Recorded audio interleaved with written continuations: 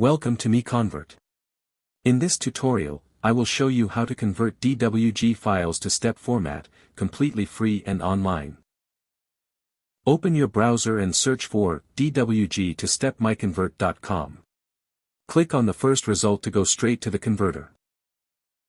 You are now on the DWG to step converter page. The interface is clean and easy to use.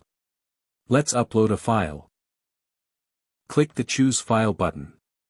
A file picker will open. Select the DWG file you want to convert, then click Open. Your file is loaded and ready.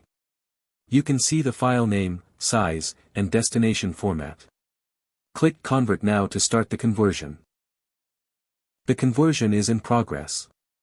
You can see the progress bar moving. This usually takes just a few seconds. Done. Your file has been successfully converted.